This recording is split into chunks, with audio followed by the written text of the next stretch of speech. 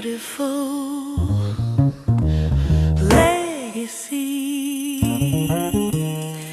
Every line, every curve leaves a trace of who we Hello and welcome. You are listening to A Beautiful Legacy. I'm your host, Tiago Pinto, and this is your short daily pause to learn from the people who shaped how we live, shop, work, and move. In each episode, we take 10 minutes to revisit one creator and uncover the ideas, the systems, and the choices that still define our world today. Take a moment to follow the show on Apple Podcasts, Spotify, or wherever you find your podcasts. And that said, let's dig into today's story. legacy. Beauty. It all started in London, in the year of 1978. An elderly man steps onto a stage to address a room full of architects. Sharp suit, Viennese wit, eyes still full of fire. He begins with a sentence no one expected. I refuse to pay alimony for those bastard developments that bear my name. That man was Victor Gruen, immigrant, urban idealist, and the accidental father of the shopping mall.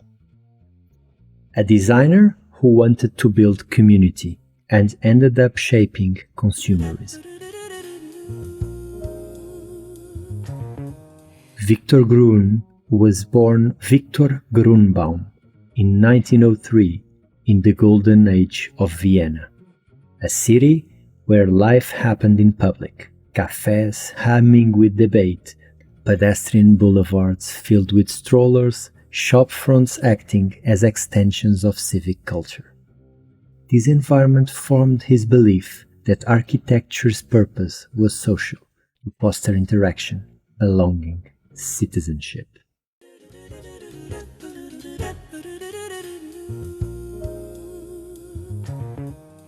Then the war came.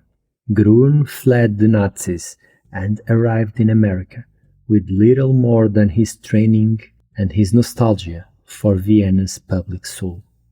He found a nation rushing towards suburbia, houses separated by lawns and highways, people living privately and traveling by car, city centers hollowing out.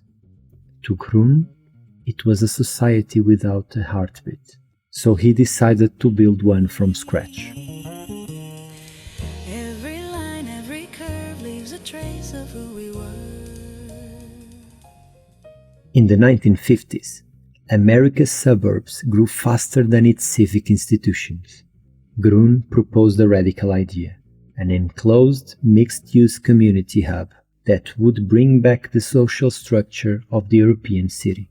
Shops, cafes, culture, greenery, all under one roof. In 1956, Southdale Center opened in Minnesota. It was the first fully enclosed mall in the world. But the term mall diminishes what Gruen intended.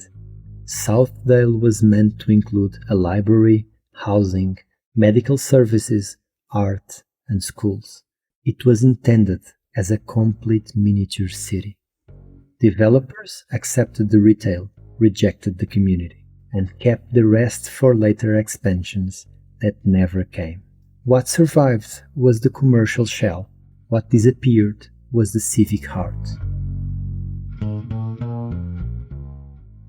As malls spread across the United States, they drifted further from Gruen's vision.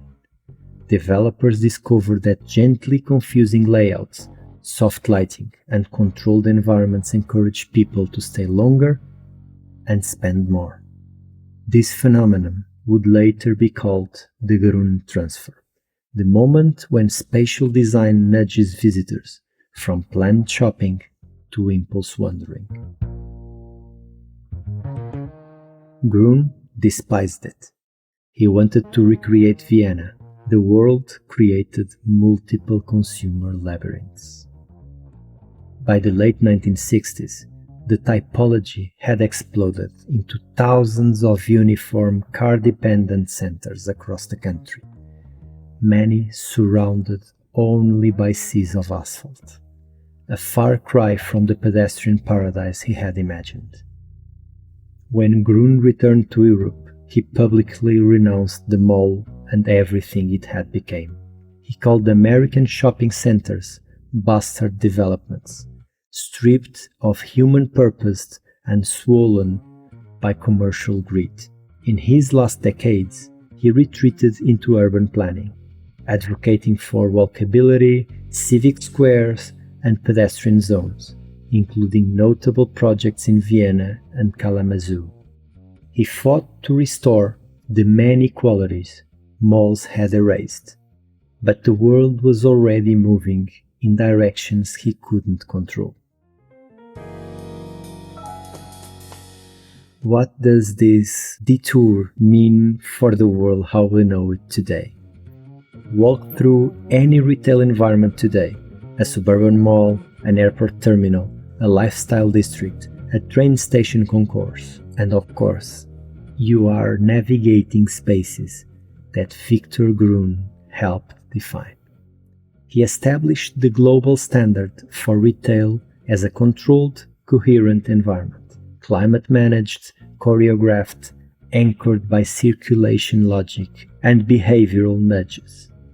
His strategies, interior landscaping, anchor-based layouts, sightline management, and loops of movement, became the default blueprint for how people shop, gather, wait, and linger.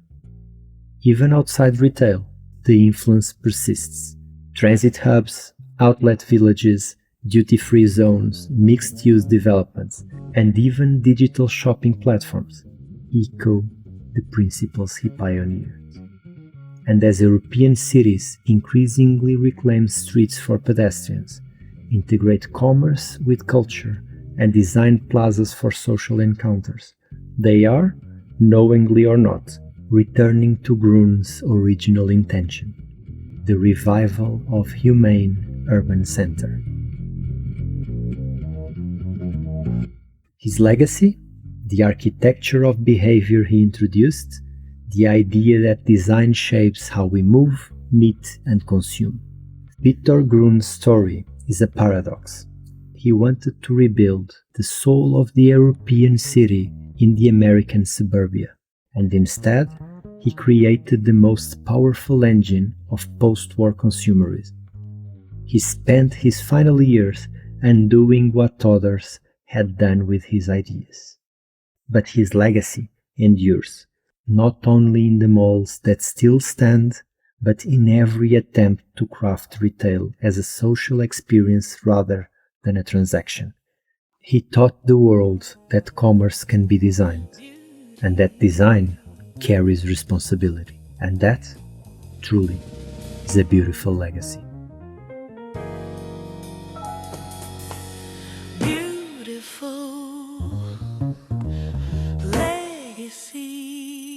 You've been listening to A Beautiful Legacy, a short moment of clarity in a moment built by remarkable minds.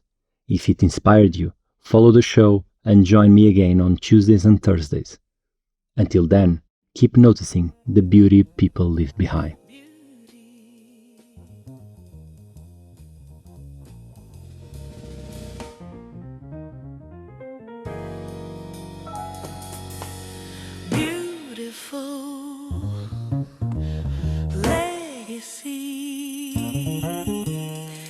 Every line, every curve leaves a trace of who we were.